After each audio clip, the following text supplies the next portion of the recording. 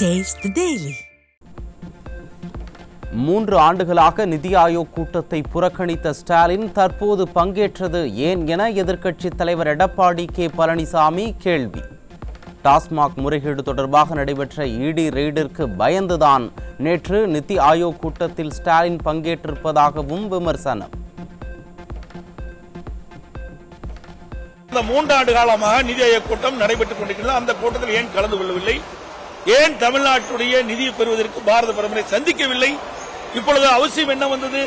பிரச்சனை வந்துவிட்டது. அந்த பிரச்சனையை சரி செய்ய வேண்டும். அதற்காக பாரத பிரதமரை சந்தித்திருக்கின்றார்.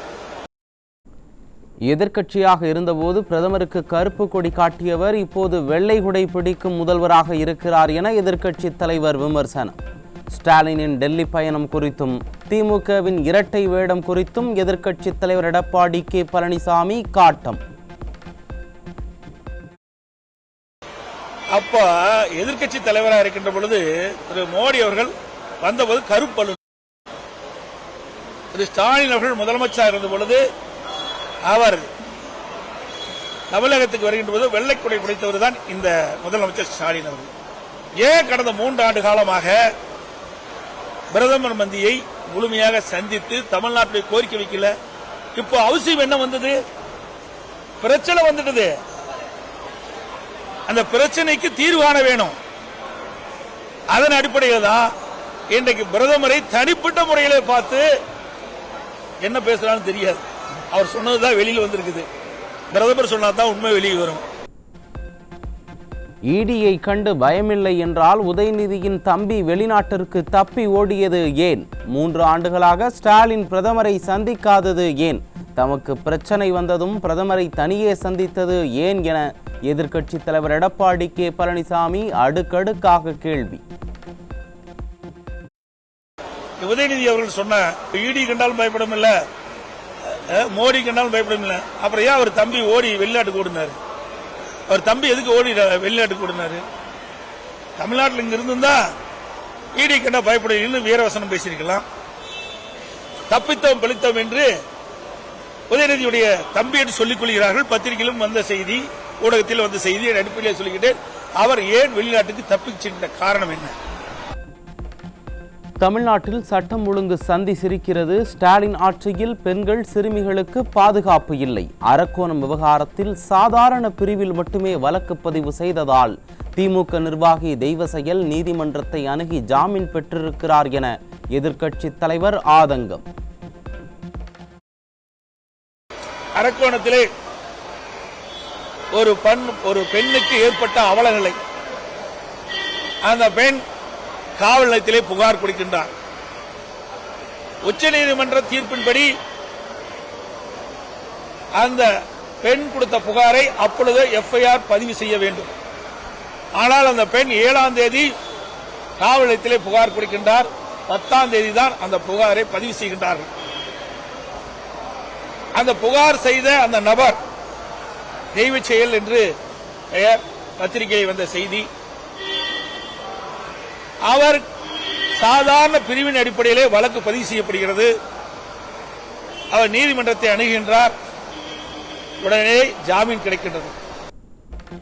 தமிழ்நாட்டின் மீதும் தமிழக மக்களின் மீதும் அக்கறை இல்லாத முதலமைச்சராக ஸ்டாலின் இருக்கிறார். 3 ஆண்டுகளாக நடைபெற்ற நிதி ஆயோக் கூட்டத்தில் கலந்து கொண்டிருந்தால் தமிழகத்திற்கு தேவையான நிதியை பெற்றிருக்கலாம். கழக ஆட்சியில் கொண்டுவரப்பட்ட திட்டங்களை அரசியல் காழ்ப்புணர்ச்சியோடு முடக்கியும் நீர்த்து போகவும் செய்து வரும் ஸ்டாலின் அரசை கண்டித்து மாபெரும் கண்டன ஆர்ப்பாட்டம் நடைபெறும். ஸ்டாலின் மாடல் அரசை கண்டித்து வடசென்னை வடக்கு கிழக்கு மாவட்டத்தின் சார்பில் ஜூன் 2ஆம் தேதி காலை 10 மணியளவில் சென்னை மாநகராட்சி மண்டலம் 4ற்கு எதிரில் உள்ள தபால் நிலையம் அருகே கண்டன ஆர்ப்பாட்டம் நடைபெறும் என கழக பொதுச் செயலாளர் அறிவிப்பு. வடசென்னையை விஷநகரமாக்கும் கொடுங்கையூர் எரிவுலை திட்டத்தை உடனடியாக திரும்பப் பெற வலியுறுத்தியும் ஆர்ப்பாட்டம் நடைபெறும். முன்னாள் அமைச்சர் ப. வளர்மதி தலைமையிலும் மாவட்ட கழக செயலாளர் RS ராஜேஷ் முன்னிலையிலும் ஆர்ப்பாட்டம் நடைபெறும் என அதிமுக பொதுச் செயலாளர் எடப்பாடி கே பழனிசாமி அறிவிப்பு. திமுக முன்னாள் நிர்வாகி ஞானசேகரன் மீதான பாலியல் வழக்கில் வரும் 28ஆம் தேதி தீர்ப்பு. அண்ணா பல்கலைக்கழக மாணவி பாலியல் வன்கொடுமை வழக்கில் தீர்ப்பளிக்கிறது சென்னை மகளிர் நீதிமன்றம்.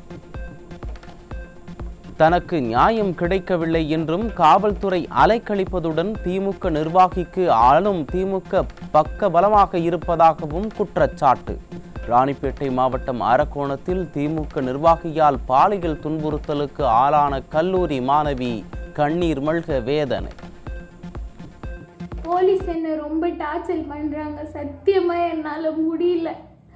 எப்போ பார்த்தாலும் இப்போ அவங்க விட்ட 3 ப்ரெஸ் ரிலீஸுமே எல்லாமே போய் என்கிட்ட இருக்கிற நான் சொல்கிற குற்றவாளி தெய்வ செயல் அவங்க மனைவின்னு சொல்கிறேன்.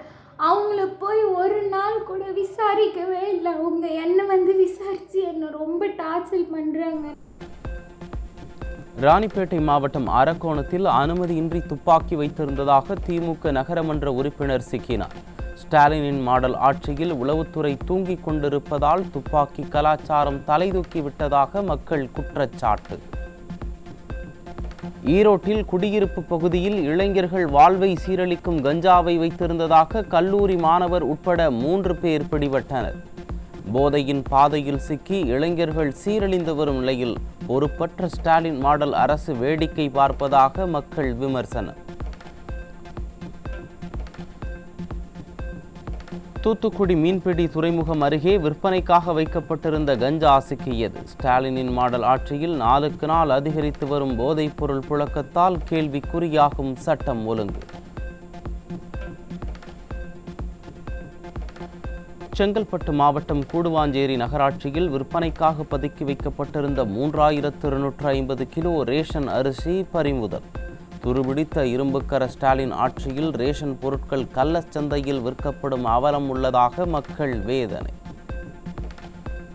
திருப்பத்தூர் மாவட்டம் காக்காங்கரை பகுதியில் உள்ள டாஸ்மாக் கடையில் கடனாக மதுபானம் கேட்டு தர மறுத்த டாஸ்மாக் ஊழியர்களிடம் பெட்ரோல் குண்டு வீசிவிடுவேன் என மிரட்டிய 2 பேர் பிடிபட்டனர். திறனற்ற ஸ்டாலின் ஆட்சியில் கட்டுக்கிடங்காத மது விற்பனையால் சட்டம் ஒழுங்கு சந்தி சிரிப்பதாக மக்கள் விமர்சனம். கோவை மாவட்டம் வெள்ளியங்கிரியில் மலை ஏறிய பக்தர்கள் 2 உயிரிழப்பு. ஸ்டாலினின் மாடல் ஆட்சியில் பக்தர்களுக்கு வனத்துறை முறையான அறிவுறுத்தல் வழங்காததால் இதுபோன்ற உயிரிழப்புகள் ஏற்படுவதாக மக்கள் குற்றச்சாட்டு. விருதுநகர் மாவட்டம் சிவகாசி அருகேயுள்ள அம்மாப்பட்டியில் பட்டாசு ஆலையில் பயங்கர வெடிவிபத்து ஏற்பட்ட நிலையில் விடுமுறை நாள் என்பதால் பெரும் அசம்பாவிதம் தவிர்ப்பு. விடியா ஸ்டாலின் மாடல் அரசின் அதிகாரிகள் பட்டாசு ஆலைகளை முறையாக ஆய்வு செய்யாமல் அலட்சியமாக செயல்படுவதால் அடிக்கடி வெடி விபத்துகள் ஏற்படுவதாக மக்கள் குற்றச்சாட்டு. நாகை ஆட்சியரகத்தில் உள்ள கருவூலத்தில் பாதுகாப்பு பணியில் ஈடுபட்டிருந்த பெண் காவலர் தற்கொலை செய்து கொண்டதால் பரபரப்பு. பெண் காவலர் தற்கொலைக்கு பணிச்சுமையா அல்லது வேறு ஏதேனும் காரணமா என காவலர்கள் சந்தேகம். தூத்துக்குடியில் ஆன்லைன் ட்ரேடிங் மூலம் அதிக லாபம் பெறலாம் என கூறி பெண் ஒருவரிடம் 5,91,000 ரூபாய் மோசடி. ஸ்டாலினின் மாடல் ஆட்சியில் மோசடி சம்பவங்கள் தொடர்ந்து அதிகரித்து வரும் நிலையில் உளவுத்துறை கும்பகர்ண தூக்கத்தில் இருக்கிறதா என மக்கள் கேள்வி. தென்காசி மாவட்டம் வீரசிகாமணி துணை மின் நிலையத்திற்கு உட்பட்ட பகுதிகளில் மீண்டும் அறிவிக்கப்படாத மின்வெட்டால் மக்கள் அவதி. ஸ்டாலின் ஆட்சியில் தொடரும் மின்வெட்டால் நிம்மதியை இழந்து தவிக்கும் பொதுமக்கள். நீலகிரி மாவட்டத்தில் பெய்து வரும் கனமழையால் வெள்ளக்காடாக மாறி வரும் விளை நிலங்கள். நீரோடைகளை தூர்வார கோரிக்கை விடுத்தும் ஸ்டாலின் மாடல் அரசு நடவடிக்கை எடுக்கவில்லை என விவசாயிகள் குற்றச்சாட்டு. நீலகிரி மாவட்டம் கூடலூரில் அவசர கதியில் திறக்கப்பட்ட புதிய பேருந்து நிலையத்தில் மழைநீர் தேங்கி சேரும் சகதியுமாக காட்சியளிக்கும் அவலம். கும்பகர்ண தூக்கத்தில் இருக்கும் ஸ்டாலினின் மாடல் அரசு உரிய நடவடிக்கை எடுக்க வேண்டும் என மக்கள் வலியுறுத்தல். நீலகிரி மாவட்டம் கூடலூர் அருகே வனப்பகுதி நடுவே ஆற்றை கடக்க முயன்ற கார் தண்ணீரில் அடித்துச் செல்லப்பட்ட நிலையில் பயணிகள் 3 பேர் மீட்பு. மீட்புப் படையினர் மற்றும் தீயணைப்புத் துறையினர் ஆற்றங்கரையோரம் ரோந்து பணியை தீவிரப்படுத்த வேண்டும் என அப்பகுதி மக்கள் வலியுறுத்தல். நீலகிரி மாவட்டம் உதகையில் ட்ரீ பார்க் சுற்றுலா மையத்தில் மரம் விழுந்ததில் கேரள மாநிலத்தைச் சேர்ந்த 15 வயது சிறுவன் உயிரிழப்பு. சுற்றுலா தலங்களில் உள்ள பழமையான மரங்களை மாவட்ட நிர்வாகம் முன்கூட்டியே அகற்றாததே காரணம் என மக்கள் குற்றச்சாட்டு. நீலகிரியில் பெய்து வரும் கனமழை காரணமாக உதகை தாவரவியல் பூங்கா, அரசு ரோஜா பூங்கா தற்காலிகமாக மூடப்படுவதாக அறிவிப்பு. மாவட்ட நிர்வாகத்தின் தாமதமான அறிவிப்பால் சுற்றுலா பயணிகள் அவதி. நெல்லை, தேனி, கன்னியாகுமரி, தென்காசி மாவட்டங்களுக்கு கன முதல் மிக கனமழைக்கான ஆரஞ்சு அலர்ட். கோவை, நீலகிரி மாவட்டங்களில் கன முதல் அதி கனமழைக்கான ரெட் அலர்ட் என வானிலை ஆய்வு மையம் அறிவிப்பு. தாம்பரம் மற்றும் சுற்றுவட்டார பகுதிகளில் சூறை காற்றுடன் கூடிய மழை பெய்ததால் வெப்பம் தணிந்து குளிர்ந்த சூழல் நிலவியது. காற்றில் சிக்கி அனுமதியின்றி வைக்கப்பட்டுள்ள ராட்சத பேனர்கள் சேதமடைந்த நிலையில் வாகனங்கள் மீது விழுந்து விபத்து ஏற்படும் அபாயம். குஜராத், கேரளா உள்ளிட்ட 4 மாநிலங்களைச் சேர்ந்த 5 தொகுதிகளுக்கான இடைத்தேர்தல் தேதி அறிவிப்பு. ஜூன் 19ஆம் தேதி வாக்குப்பதிவும் 23ஆம் தேதி வாக்கு எண்ணிக்கையும் நடைபெறும் என தேர்தல் ஆணையம் அறிவிப்பு. மகாராஷ்டிர மாநிலம் தானேவில் கோவிட்-19ஆல் பாதிக்கப்பட்ட இளைஞர் சிகிச்சை பலனின்றி உயிரிழப்பு. இந்தியாவில் ஒரு வாரத்திற்குள் கொரோனா பாதிப்பால் 2 உயிரிழந்ததால் மக்கள் அதிர்ச்சி. தென்காசி மாவட்டத்திற்கு மழைக்கான ஆரஞ்சு எச்சரிக்கை விடுக்கப்பட்டதை தொடர்ந்து குற்றால அருவிகள் மூடப்படுவதாக அறிவிப்பு. குற்றாலம் பிரதான அருவி, ஐந்தருவி, பழைய குற்றால அருவி உள்ளிட்ட அனைத்து அருவிகளும் மூடப்பட்டன. சீனா, ரஷ்யா, வடகொரியா, ஈரான் ஏவுகணைகளை தடுக்க $175 பில்லியன் மதிப்பீட்டில் அமெரிக்காவில் கோல்டன் டோம் ஏவுகணை வடிவமைப்பு.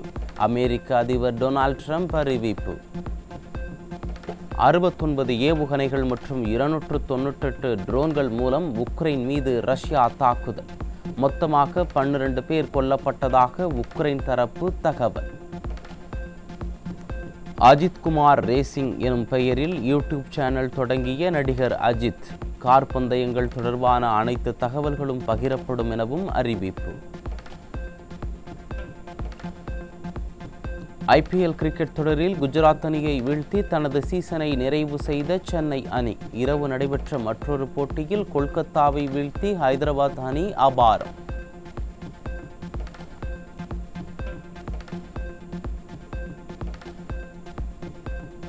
நடப்பு IPL தொடரின் 69வது லீக் ஆட்டத்தில் மும்பை மற்றும் பஞ்சாப் அணிகள் இன்று பல பரீட்சை. இரு அணிகளும் மோதும் போட்டி இரவு 7:30 மணிக்கு ராஜஸ்தானில் நடைபெற உள்ளது. பிரெஞ்சு ஓபன் டென்னிஸ் தொடரின் மகளிர் ஒற்றையர் பிரிவில் நம்பர் 1 வீராங்கனையான பெலாரஸின் அரினா சபலன்கா 2வது சுற்றிற்கு தகுதி. முதல் சுற்றில் ரஷ்ய வீராங்கனையை வீழ்த்தி 2வது சுற்றிற்கு முன்னேற்றம்.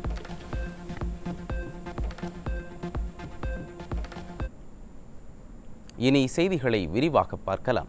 தமிழகத்தில் எவ்வளவு மோசமான ஆட்சி நடைபெற்று வருகிறது என்பதற்கு அரக்கோணமே சாட்சி என எதிர்க்கட்சி தலைவரும் அதிமுக பொதுச் செயலாளருமான எடப்பாடி கே பழனிசாமி குற்றம் சாட்டியுள்ளார். கோவை விமான நிலையத்தில் செய்தியாளர்களிடம் பேசிய அவர், கும்பகோணம் அருகே திருவிடைமருதூர் பகுதியில் பெண்ணுக்கு ஏற்பட்ட கூட்டு பாலியல் கொடுமையை காவல்துறையே வெளியிடுவது மிகவும் கொடுமையான செயல் என்றும் சாடியுள்ளார்.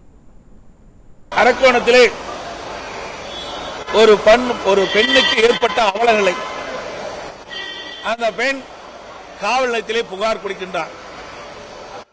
உச்சநீதிமன்ற தீர்ப்பின்படி அந்த பெண் கொடுத்த புகாரை அப்பொழுது FIR பதிவு செய்ய வேண்டும். ஆனால் அந்த பெண் 7ஆம் தேதி காவல் நிலையத்திலே புகார் கொடுக்கின்றார். 10ஆம் தேதி தான் அந்த புகாரை பதிவு செய்கின்றார்கள். அந்த புகார் செய்த அந்த நபர் தெய்வ செயல் என்று பெயர், பத்திரிகையில் வந்த செய்தி. அவர் சாதாரண பிரிவின் அடிப்படையிலே வழக்கு பதிவு செய்யப்படுகிறது. அவர் நீதிமன்றத்தை அணுகின்றார். உடனே ஜாமீன் கிடைக்கின்றது. இந்த பெண் கொடுத்த புகார் பத்திரிகையிலும் ஊடகத்திலும் வலைதளத்திலும் இன்றைக்கு வெளியிட்டிருக்கின்றார்கள். இது எவ்வளவு பெரிய கொடுமை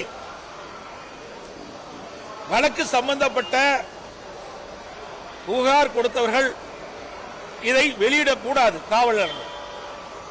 ஆனால் அந்த பெண்மணி கொடுத்த அந்த புகார்கள் அப்படியே ஊடகத்திலும் வலைதளங்களிலும் வந்ததாக அந்த பெண்மணி பேட்டியளித்திருக்கின்றார்.